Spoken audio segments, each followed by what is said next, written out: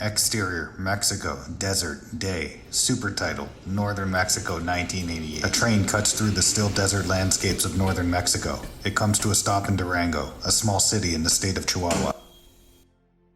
Interior, train, Javier's office, day. A framed award falls to the ground. Javier, the head of security, picks up the award and hangs it next to the 8 other incident-free awards he's earned every year for the last 9 years. He looks at an empty machete holder on the wall with a plaque. This prompts him to grab his two-way radio. Fernando? Have you found him? Have you found the ghost? Exterior, train station platform, day. Startled, a middle-aged Fernando struggles to reach the radio receiver holstered on his belt. Fernando, pick up! Fernando struggles to take the radio out of the holster, almost dropping it on the tracks. Yes, boss? You did? No, boss. I meant, yes, I'm here. Well, what are you waiting for? Get off the platform. He has to get off at some point. Fernando scans the passengers as they exit the train. Interior, exterior, train, passenger car, day. The passengers rush to get off the train. Peter, a young Mennonite man, remains seated as he looks over an oversized map of Belize and a land deed. Last call. All passengers arriving must depart the train. Peter looks up and realizes he's the last passenger on the train. He grabs the papers and heads for the door. He pauses and looks around before exiting the train. Fernando is still on the lookout. With no luggage, Peter rushes past Fernando and quickly exits the station. Exterior, train station entrance, day. The entrance of the train station is filled with various vendors selling their goods. The loudest vendor is Carlos, who sells ice cream and other frozen treats with his wife Maria. Carlos pushes the treats in Peter's face, but he dismisses the offer and avoids interacting with them. Get your ice cream, popsicles, cold drinks. It's the perfect treat to beat the heat in this unbearably hot and dry desert. Maria scowls at Carlos's description of her hometown. Just sell the goods, Pescado. Peter heads straight for his horse and buggy, which is tied in the parking lot of the station next to the cars and trucks of the other passengers. His horse lowers her head as he approaches and flinches as Peter cracks his whip. Exterior, road to Colony, day. Peter's wagon leaves a trail of dust as he makes the long journey from the station to the Mennonite colonies, which are deep in the desert. He ignores the attention his wagon and clothes draw from curious adults and children as he passes their shops, houses, and vehicles. He whips his horse to go faster as his wagon disappears in the dust clouds. Yeah! Exterior, Peter's family farm, porch, day. Peter gets off his horse and buggy and hustles to the entrance of his family farm. His father, Minister Peters, the minister of the colony, and his mother, Mary, are sitting on the front porch anticipating Peter's arrival. Peter runs across the lawn. He waves the colony deed papers in his hands. It's a fine lot. It'll take plenty of hands, but the soil is good and there's plenty of water. His father looks up at him with a deadpan expression. What about a wife? You can't have a house of God without having your own house in order first. Peter ponders the comment. I've already made arrangements. Made arrangements? With who? Exterior, farmhouse, well, day. Peering up from the bottom of a long well, a bucket of water hits the sides as it's being pulled up the long dark tunnel. A silhouette figure pulls the bucket out and empties it. The figure returns and drops the bucket down again and repeats the slow, difficult process. At the top of the well, Maggie, a young Mennonite girl in traditional dress and an old straw hat with a green ribbon, carries the heavy buckets to the milking barn. She empties them carefully into the large trough, filling it to the brim. Exterior, farmhouse, yard, day. Maggie begins completing her daily chores, washing clothes, hoeing the field, and tending to the farm animals. She walks over to the barn entrance and takes breadcrumbs from her apron pocket and leaves them on the barn ledge. A rat comes to nibble on the crumbs. She smiles at the rat. Slow down, don't eat it all at once. Her stepsister, Trudy, abruptly approaches the barn. She looks over at the rat. You feed that thing? That's disgusting. Maggie tries to ignore Trudy's comment as the rat runs away at the sight of Trudy. Interior, barn, continuous. Maggie brings the cows into their barn stalls and sits down to milk them. Trudy stands in the barn doorway. She looks over at Maggie's straw hat, hanging on a hook by the door. Why do you still wear that old thing? It's filthy. It was my mother's. Well, you should just get rid of it. It's ugly. Maggie ignores Trudy and continues to milk the cows. Trudy begins to shine her shoes. How long do you think you're going to take? I can't waste my whole day watching you. I have to get ready for tonight. Maggie is bothered by the question but holds her tongue and answers calmly. Well, it would be faster if you helped, like you're supposed to. Trudy continues to shine her spotless shoes. I don't want to get dirty for nothing. Besides, you're the dairy farmer. Mother and I won't have to dirty ourselves with all this much longer. Not after tonight. Trudy looks at the farm in disgust. Maggie wonders about her comment. What's tonight? Trudy ignores the question. Are you done yet? Can't you go any faster? You don't have to wait there while I work, Trudy. While you work? What do you think watching you all day is? You're lucky I'm so nicey, Maggie. Annoyed by Trudy's comment, Maggie stops for a minute, takes a deep breath, and continues milking the cows. Lucky to be alive, really. Lucky that you didn't split your head when you fell off that ladder. If you had just listened to me, but you were too proud. Maggie closes her eyes and tries to slow down her breathing. Good thing that I was there to save you. Now hurry up and finish milking those stupid cows so I can go. Maggie takes a deep breath. She remembers the last time she passed out after climbing the ladder to the roof of the barn. Exterior, barn, roof, day. Begin flashback. Trudy mocks Maggie in front of the other girls and boys as she hesitates to climb the ladder to join the other kids on the roof of the barn. There's no use in waiting for her. She's too scared. Maggie is embarrassed and tense. See? I told you she was too scared. Go inside, Maggie. No one wants you here. Maggie looks around, but none of the other kids offer any support. She looks towards the house, but instead clenches her fist and makes an attempt to climb the ladder. What are you doing? I'm going up. Trudy is angered and annoyed by Maggie's attempt to climb the ladder. Maggie holds on tight to every rung of the ladder. Trudy has a devious smirk on her face and waits for Maggie to get high enough. She then begins to shake the ladder. Maggie closes her eyes and holds on tight. She thinks the shaking is coming from herself and tries to find her composure. She opens her eyes and looks up at the remaining steps on the ladder. She reaches for the next rung, but her vision blurs and she falls off the ladder. She hits her head on a rock at the base of the ladder. Maggie lays on the ground motionless, bleeding from her forehead. Trudy stands over her and says nothing until the other kids notice and call for help. What happened? She's hurt. She's bleeding. Quick, get help. Trudy, what happened? She slipped. She was scared and slipped. End flashback. Interior, barn, day. Maggie traces the scar on her forehead. She continues to milk the cows. Maggie, are you even listening to me? What are you doing back there? Irritated, Trudy storms towards Maggie. Maggie, I said, what are you doing? As Trudy enters the stall, Maggie calmly answers without looking at Trudy. I couldn't hear you with all this noise. What did you say? Well, keep these stupid cows quiet. I can't hear myself think with all this racket. Never mind watching your every step. Maggie continues milking as Trudy turns to look at the barn and farm in disgust. As Trudy walks towards the cows, Maggie notices Trudy making an unfavorable step. She waits to see if Trudy will notice. Maybe you should worry about where you step. Trudy looks down and sees that she's stepped in a pile of cow poop. She screams in disgust and storms out of the barn. Ah, they're ruined! Look what you did, Maggie! Mother, look at what you did to my shoes! They're ruined! Maggie smiles toward the barn doors as she sees Trudy run towards the farmhouse. Maggie's smile fades as her father, Jacob, enters the barn, broad enough to fill the frame of the barn door opening. He has an expressionless face as he looks towards Maggie. It's time to go. Yes, Papa. Exterior, farmhouse, yard, day. Trudy stomps towards the house as her mother, Elizabeth, stands in the doorway. Trudy, what happened? I hate this dirty farm. Trudy lifts up her leg and shows the bottom of her shoe.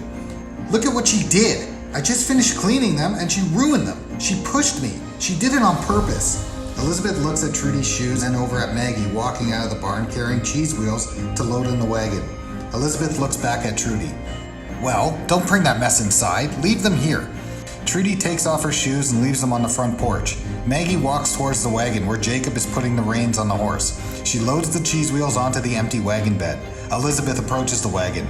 Aren't you forgetting something? Maggie looks around, but doesn't notice anything she forgot. Elizabeth looks at the dirty shoes on the porch. Maggie follows her gaze and looks down at the ground to consider her options. Well? Maggie looks for Jacob, but he's out of sight getting the horse ready. We'll be late setting up the stand if we don't leave now.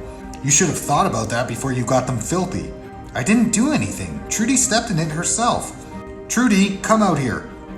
Trudy comes storming to the front porch. Yes, Mother? Well, what do you have to say, Maggie? As Trudy approaches, Maggie looks hesitant. Well? Maggie lowers her head. I'll clean them. Trudy has a smug smile. Maggie picks up Trudy's shoes and walks over to the outdoor tap to clean Trudy's shoes. When you're finished at the market, don't dawdle. I want you both back by sundown. But sundown's the busiest time. That's when most of the trains arrive. Maggie closes the tap and leaves Trudy's shoes on the front porch before turning towards the wagon. Not a minute after sundown, is that understood?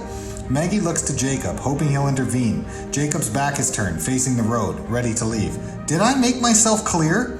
Maggie looks back at Elizabeth. Yes, Elizabeth. Maggie hops on the back of the wagon bed. Jacob starts off. Maggie keeps her gaze on the house, watching as Elizabeth disappears in the distance. Exterior, road to town, day. Maggie moves from the back of the wagon bed to the front, edging closer to Jacob. Papa, why did you do it? Jacob continues to stare straight ahead, focusing on guiding his horse. It was the proper thing to do. Why? Jacob doesn't answer. But why her? I didn't choose. The ministers did. You needed a mother. But I have a mother. She's gone, Maggie. The ministers said it was what was needed. I don't need her or Trudy telling me what to do. They said it was best. But we were fine without them. We don't, it's done. Besides, we would have been forced out of the colony. So, let's leave. There's no other place for us. This is where we belong. But that's enough. It's what they said, and that's the last I want to hear about it. Yes, Papa. Maggie moves back to the edge of the wagon. She feels more distant from her father. She dangles her feet off the edge of the wagon as she watches the pattern of dirt and dust below her feet. Exterior, town market, day. The town market, located beside the local train station, bustles with customers and vendors setting up their stands. Maggie stacks the last of the cheese wheels from the wagon and walks towards her stand. She looks back at her father, who has left for town. As Maggie walks over to her booth, she passes a notice board and takes notice of a wanted poster of a man with shaggy black hair, an overgrown beard, an eyebrow scar, and eyes as dark as night. As she continues to walk, she notices Peter standing by his wagon with a flock of girls around him, hanging on his every word. The girls fawn over him. In Belize, we'll have a proper colony, living the way we should. Peter notices Maggie look over at him, but Maggie immediately looks away and walks towards her booth. Maggie puts down the last of the cheese at her booth. Maggie hears a loud whistle from an arriving train. She walks over towards the train station entrance, as she usually does, as passengers board and get off the trains. She wonders about their lives and the journeys they've taken. Exterior, train station platform, day. As the train comes to a complete stop in the station, a young stowaway is flung from a boxcar onto the platform. Javier steps out of the boxcar, dusting his hands together. He stares at the stowaway and points his finger at him. I better not see you on this train again.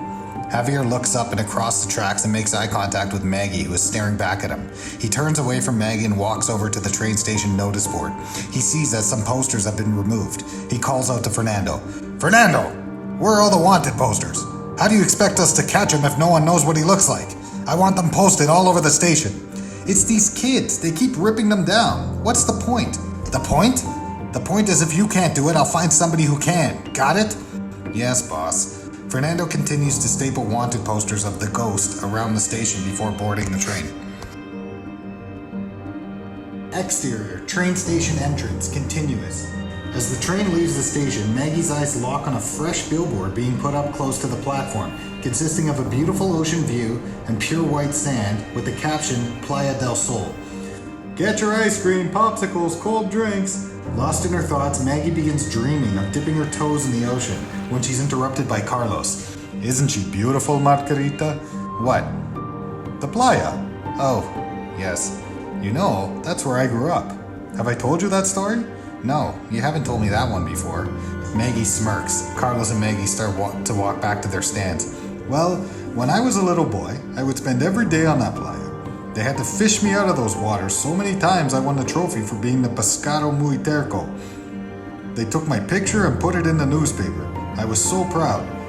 I wanted to put it on the Rock of the Unforgotten, but my mama, she wouldn't let me. She said that was only for a family we lost, like my dear abuela. What's the Rock of the Unforgotten? It's a very special rock, right in the middle of the playa. They say if you put a photo on the rock, that person will be remembered forever. And no one knows how, but every picture that is put there doesn't move. It doesn't matter how windy it gets, they stay there forever. If you ever get a chance to stop there, take it. I've never even seen an ocean. Never seen an ocean? Que tragedia!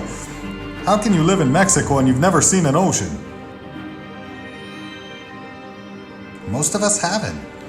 But you're not like them. Why don't you go see it for yourself? Maggie changes the subject. Well, why did you leave? Carlos looks over at his wife Maria running the stand behind him. He looks back at Maggie and smiles. Don't tell her. But some people, well, they're worth chasing. Trouble is, you don't know where they'll take you. This one made me chase her all the way to the middle of the desert. Maggie smiles, but Maria interrupts her a moment. Carlos, what are you doing?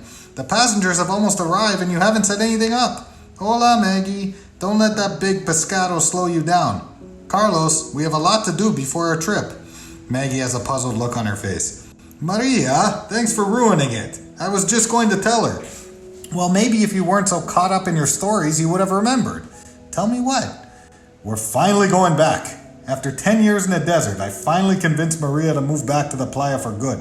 For good? I took a big chance following her here, but it paid off. Maggie is overwhelmed by the news. A sad look comes over her face. I don't think I will ever get that kind of chance. Carlos tries to cheer her up. That's the thing about chances. You only get the ones that you take. Maggie looks down, devastated by the news. Carlos thoughtfully looks over at Maggie. Maria interrupts. Carlos, get back to work! Yes, my dear Maria, I'm coming. Exterior, town market, day. Peter leaves the train station after finalizing preparations for his trip. Maggie looks straight ahead as Peter walks through her line of sight, staring at her. Maggie is unsettled. Maggie, still devastated, is startled when Carlos returns to her stand. Margarita, I have something for you. Maggie looks shocked. For when you find your chance. Carlos hands her an open train ticket. Carlos, I can't take this. You have to. No refunds. Carlos smiles. Maggie stares at the ticket, then puts it in her dress pocket. Carlos, are you bothering Margarita again? Who's bothered? Maria walks over to join Carlos. Carlos puts his arm around Maria. We're going to miss you, Margarita. Just promise me one thing, okay? What's that? Make sure it's where you want to go. Maria and Carlos open their arms to give Maggie a hug. Maggie hesitates and runs into their arms. Exterior, farmhouse, night. Jacob and Maggie arrive at the farmhouse after a long day. Maggie notices the house is lit up more than usual. Parked outside, she recognizes the horse and buggy she saw Peter leave in earlier that day. She looks to Jacob, but he only huffs as he notices the wagon as well. What do they want now? Maggie is tense and wants to stay on the wagon. Elizabeth opens the front door and motions for them to hurry inside. Interior, farmhouse, dinner table, night. Jacob and the minister are at the head and foot of the table while their families are seated around them. Maggie and Peter are sitting next to one another. Maggie is noticeably uncomfortable sitting beside Peter and suddenly looks to Jacob to figure out what's going on. Jacob is focused on the minister across the table. Maggie then looks to Trudy, who she sees staring at Peter. She is slightly relieved as she believes they're all here for Trudy. Everyone is uncomfortable with the awkward tension at the dinner table. Elizabeth is about to break the silence when Peter stands up and puts his hand on Maggie's shoulder. Maggie is hyper tense and freezes. Jacob, I've come to marry your daughter. With your blessing, of course. All eyes turn to Jacob. Jacob looks across the table at the minister, then looks down at his plate and contemplates his powerless position. Finally, he looks up at Peter. What are you asking me for? Elizabeth claps her hands together. Well, then it's settled. That's great. Let's eat. Let's pray. Peter sits down and everyone lowers their head to pray except for Maggie. Maggie is overwhelmed. She starts to breathe heavily while she looks around the table at all the bowed heads. Trudy glances up at her with a devious smirk. Maggie begins to panic. She pushes herself away from the table and runs out of the house. Exterior, edge of the colony, night. Maggie runs out of the farmhouse at full speed as tears stream down her face. She runs until she reaches the edge of the colony and stares out into the hopeless, endless desert. She sees no way forward and nowhere to go but back home. She brushes her hand against her dress pocket and pulls out the train ticket. She stares at it and turns back towards the farmhouse. Interior, farmhouse, kitchen, day. The next morning, Maggie nervously comes out of her bedroom into the kitchen. Elizabeth is waiting for her, standing by the kitchen table. Sharply and with no emotion, Elizabeth glares at Maggie. Come here. Maggie walks over to her with her head down. Look at me when I'm talking to you. Maggie lifts her head. Elizabeth slaps her. Maggie holds her cheek with one hand and conceals the train ticket in her dress pocket with the other. Elizabeth recomposes herself. Serves you right for embarrassing me with that outburst. You're wild and foolish, just like your mother. You're lucky I managed to talk them out of calling the whole thing off. Maggie stands motionless, still concealing her pocket. Elizabeth notices. "What are you hiding there?" Elizabeth lunges toward Maggie and grabs a train ticket. "What is this?" Elizabeth looks at the ticket. "Stop this foolishness." Elizabeth rips up the train ticket. Maggie is stunned. "Now clean yourself up. Peter will be here any moment to take you to town. And if I hear that you so much as sneeze, it'll be the last time you do." Exterior, farmhouse, porch, day. Maggie sits properly on the porch as Peter's wagon pulls up. Elizabeth and Trudy watch as Peter helps Maggie onto the wagon. He smiles at them in the window as they wave back to him. Exterior, road to town, morning. Peter heads towards the town market to pick up supplies for their move to Belize. Maggie stares out the side of the wagon at the endless desert that surrounds her as she listens to Peter. "I know, you're surprised that I picked you. I would be too, but there's no reason to be shy with me. Come closer." Maggie hesitates to move closer. Peter cracks his horse whip at that moment. Maggie flinches and reluctantly moves a bit closer. She looks forward. Peter remains calm. "You shouldn't be ashamed of how you acted last night. It's in your nature. When you test us, it makes us stronger. It makes us better. It's just like this horse. She tested me and tested me. Day after day, she wouldn't take the saddle or the reins. She bucked and bucked. No one could break her. Everyone else gave up. Everyone else said she would always be wild. But not me. I never gave up." Peter looks over at Maggie. Maggie continues to look forward. "I showed her the way. I wouldn't let her be spoiled. Day by day, inch by inch, she learned. She learned her place. And once she got it, she never forgot it." Peter pats the horse. Maggie looks over at his hand and then at Peter, and quickly turns to face forward again. Now she feels the reins, and just knows where to go. She knows the way. Maggie imagines the process of the horse being broken in by Peter. She imagines Peter whipping the horse, trying to break her in. She flinches with every crack of the whip as they come faster and faster in her imagination. When they arrive at the train station, she is in a complete daze. Exterior, train station, day. A chipper Peter hops off the wagon and heads to the market to gather supplies. "Wait here." Maggie sits on the wagon and looks at the horse, still in a daze. She slowly gets off the wagon and faces the horse. She caresses the horse's face and traces her noticeable scars from the whippings. "I'm sorry." The train pulls into the station and catches her attention.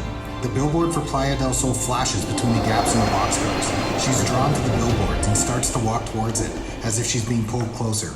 She walks onto the center platform. The station feels like it's empty and the billboard seems to grow. She exchanges a glance with a stowaway in a boxcar.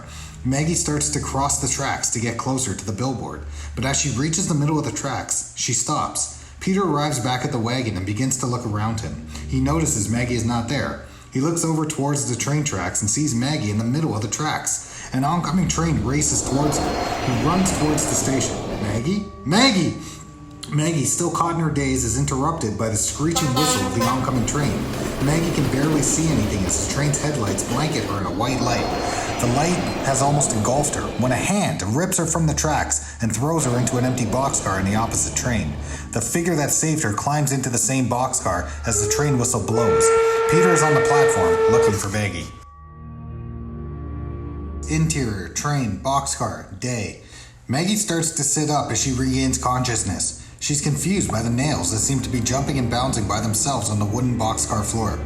What? Where am I? She looks up and sees the eyes of the mysterious man in the opposite corner. She's scared and pushes herself as far back as she can go. The figure has long shaggy hair, a long beard, and resembles a beast. Looking closer, under his hair, she can see a pair of human eyes glance back at her. The mysterious man stands up and walks towards her. She tries to hide, but there's nowhere to go. He slides the large door open when a bright light cuts through the darkness of the boxcar. Maggie gets a good look at his face. She immediately recognizes the same eyebrow scar she noticed on the wanted poster at the train station. She gasps. The mysterious man doesn't say a word to her and instead climbs up onto the roof of the boxcar. Maggie can hear his footsteps as he walks above her. After a few steps, the footsteps stop, leaving Maggie alone in the boxcar, unsure of what to do. We see a bird's eye view of the train heading into its next destination. The mysterious man is visible, laying down on the roof. Interior, train, guards' quarters, day. Fernando fastens the last button of his uniform shirt while the other guards sit around a table and talk about their plans after this job. "When I quit, I'm going to start a band. will be called the Deadly Amigos. Quit? Your shift just started, and you can't start a band. You can barely speak, never mind sing. So, I'll be the face of the band. You can be the one that sings. No way. You're too ugly to be the face. Not as ugly as you. You're so ugly your mama asked for a refund when you were born. Ha ha ha. No, she didn't. Fernando, what about you? What are you going to do when you quit this dead-end job? Fernando looks at a picture of his family. Me? I love this job. Why would I want to quit? Let me see. Because the pay is horrible, the boss is local, and the passengers don't pick up after themselves. Next time I see the boss, I'm going to tell him he should give us all a raise or we quit. Javier suddenly appears in the doorway of the guards' quarters. I'm not paying you to sit around. I told you to start stamping tickets. Guard 1 turns to Guard 2. He's barely paying us to do that. What's that? Nothing. That's what I thought. Now get out there and stamp tickets. The guards quickly leave the room to check tickets as the train comes to a stop at the next station.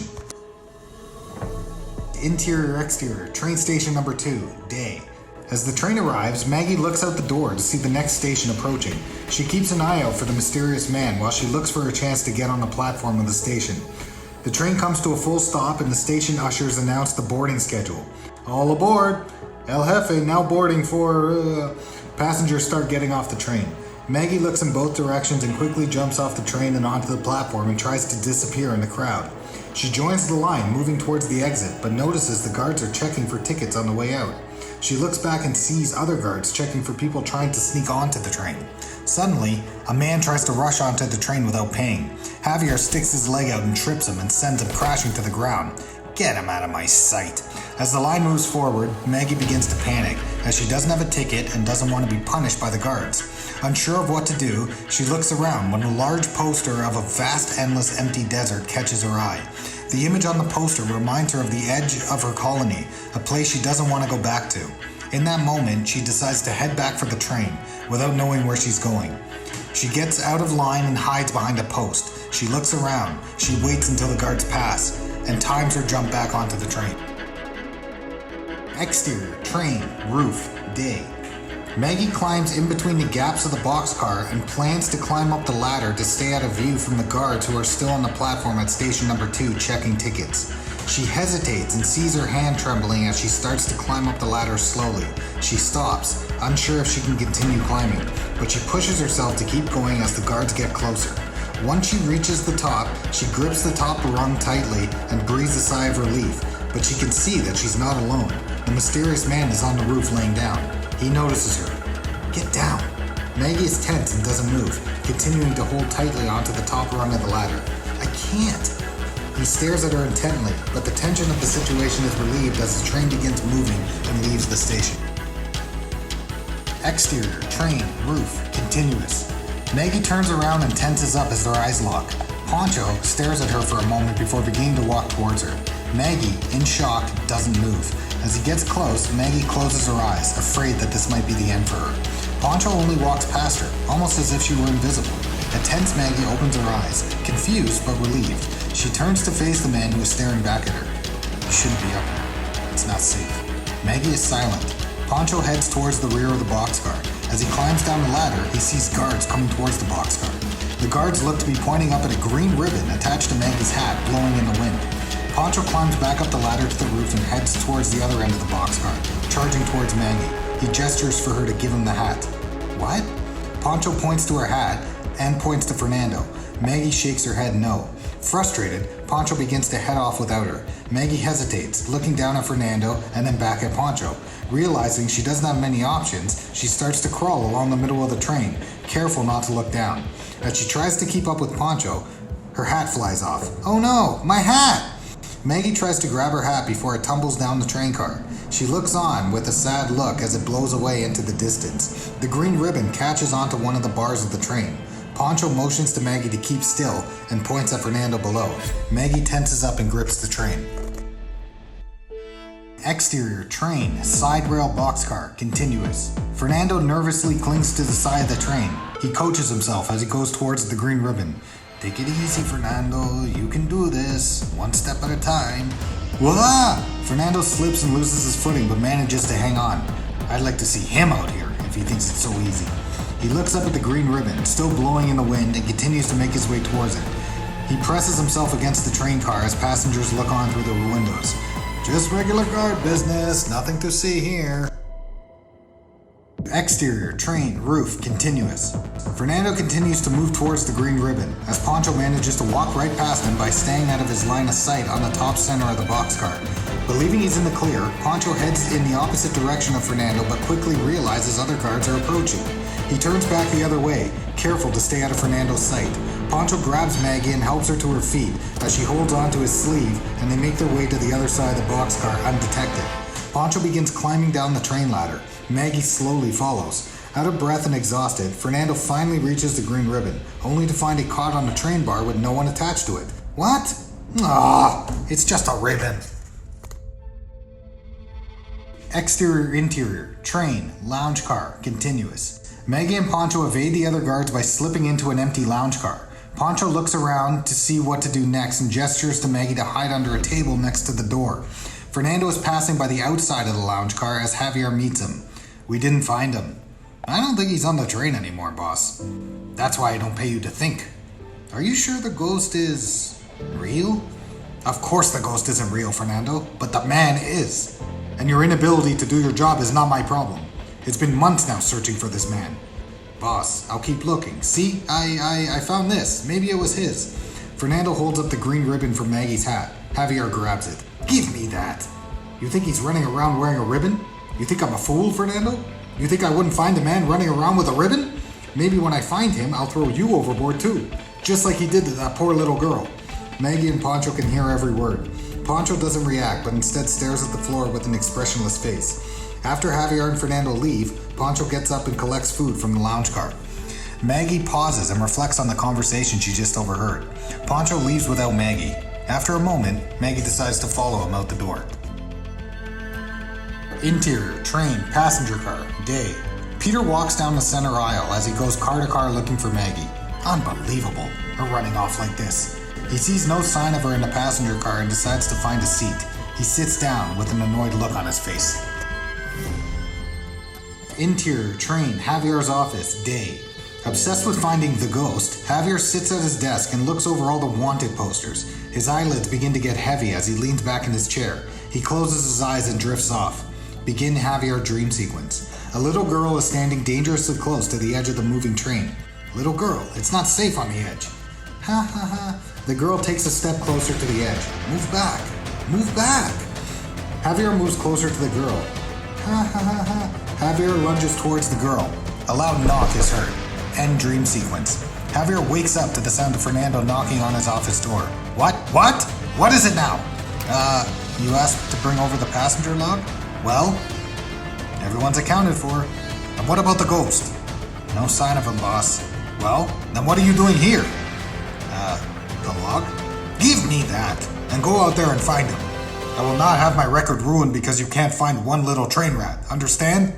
Yes, boss. Right away. Fernando walks away quickly and shuts the door. Exterior, train, boxcar, day. Maggie walks along the side rail back to the boxcar where she got on. She enters the car and sees Pancho sitting alone with his feet dangling off the side of the boxcar. A rat appears out of the dark corner of the boxcar and creeps closer to Pancho. He has some items he's collected throughout the train for Pancho. He places them on Pancho's leg. Pancho nods at the rat and proceeds to give him some crumbs as Maggie continues to watch him. She takes a deep breath and decides to approach him. I'm Maggie. Pancho's eyes shift towards her, but he doesn't say anything. So, why are you on this train? Pancho continues to feed the rat. Maggie tries to engage with him one more time. What's his name? He hesitates but finally answers. Nice to meet you, Mo.